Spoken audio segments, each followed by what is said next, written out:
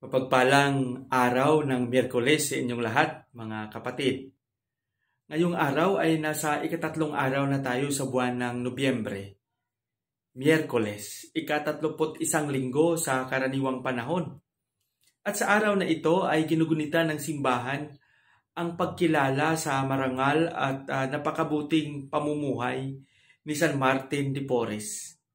Si San Martin ay isang tertiary ng Kongregasyong Dominikano. At sa simpleng kaalaman ko sa kanya, siya ay naging masigasig at naging tapat sa kanyang tungkulin bilang mananampalataya, at ang katapatang ito ay ipinahayag niya sa pamamagitan ng pakikisalamuha sa mga tao at pag-aaruga ng mga ito, lalong-lalo na yung may mga sakit. Idalangin natin na sa araw na ito ay maging matapat din tayo sa ating tungkulin, gaya ng ipinahayag ni San Martin de Porres. Hingin natin ang kanyang panalangin.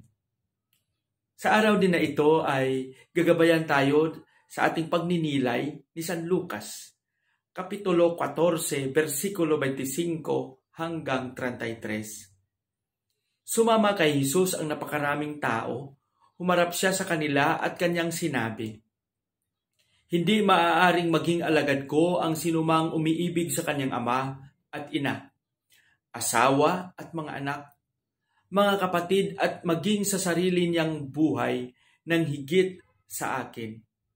Ang ayaw magpasa ng sarili niyang cross at sumunod sa akin ay hindi maaring maging alagad ko.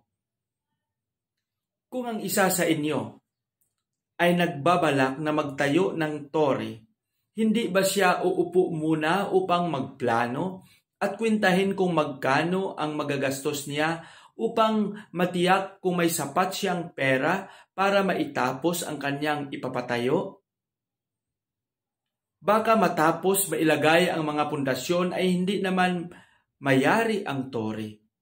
Siya ay kukutyain lamang ng lahat at makakita niyon. Sasabihin nila, ang taong ito ay nagsimulang magtayo ngunit hindi naman naipatapos. O sinong hari na makipagdigma sa kapwa-hari kung hindi muna mauupo upang pag-aralang mabuti kung ang 10,000 kawal niya ay maisasagupa sa kalaban na may 20,000 kawal.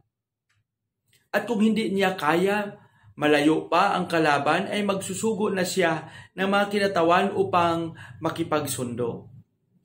Gayon din naman, hindi maaring maging alagad ko ang sinuman kung hindi niya tatalikuran ang lahat sa kanyang buhay."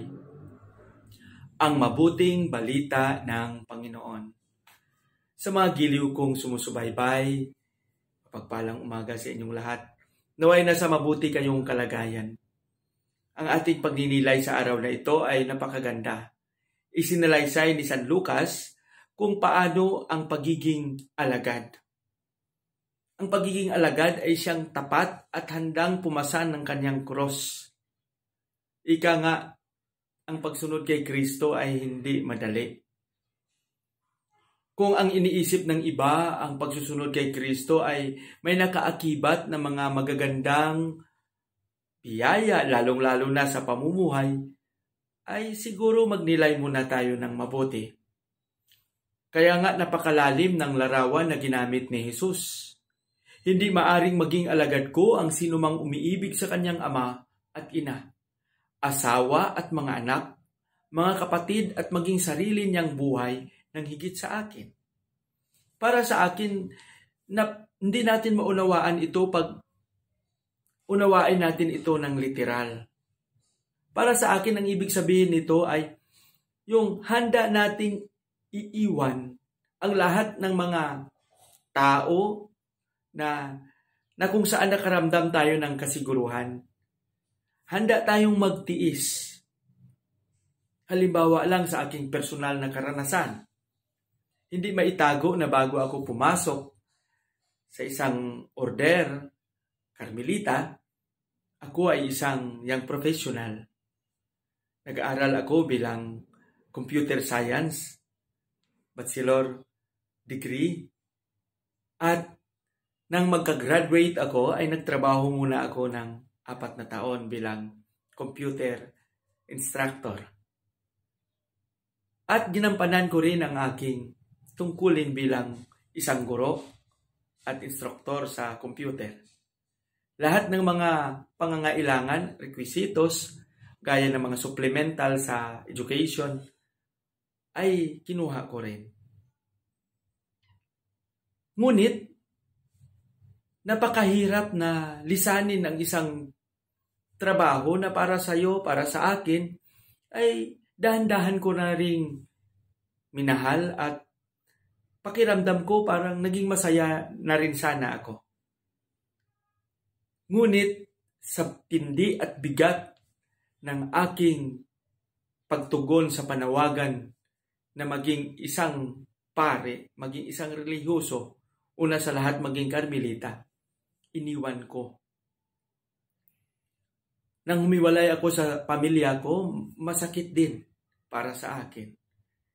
Pero naging kasanayan na rin. Ang palagi ko lang dinadalangin sa Panginoon na Lord, nandito ako. Take charge of everything.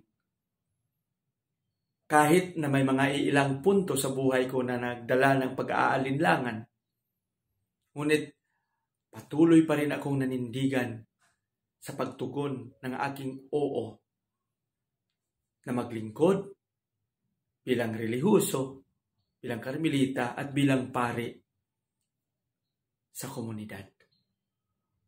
Yan ang para sa akin ang gustong iparating.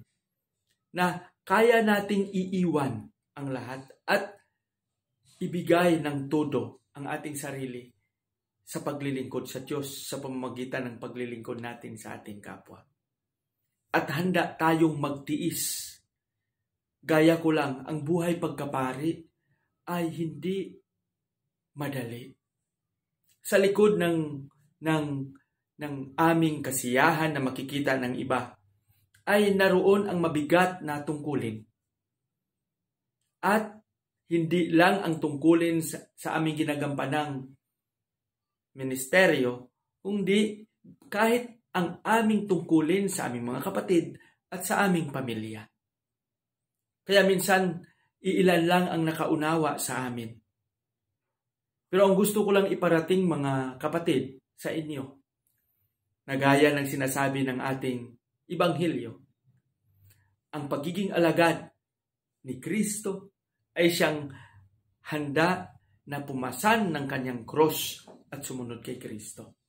Ito yung mga pagtitiis at ito yung mga pagsubok upang mabigyan natin ng halaga at mapalalim pa kung gaano katibay ang ating pananampalataya. Alam ko na ang bawat isa sa atin ay may sariling krus din. At sa inyong paraan ay pinasan nyo ito at naging matapat rin kayo sa inyong mga tungkulin. Tungkulin sa inyong asawa, sa inyong pamilya at sa inyong mga anak. At tungkulin din sa inyong mga gawain. Kaya panalangin natin palagi na bigyan pa tayo ng Panginoon ng kalakasan at tibay ng pananampalataya upang sa gayon ay ating maisakatuparan ang ating adhikain na maging alagad na gumagawa ng mga tungkulin ng may buong katapatan. Gaya ni San Martin de Porres, sana tayo ay maging saksi din ng pagmamahal at pag-ibig ni Kristo.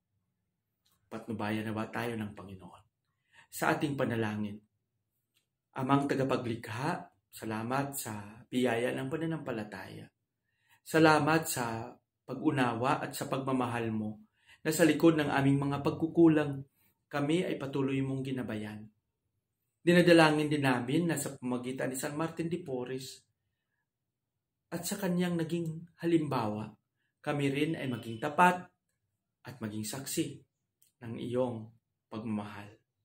Hinihiling namin ito sa pangalan ni Jesus na aming Panginoon. Amen.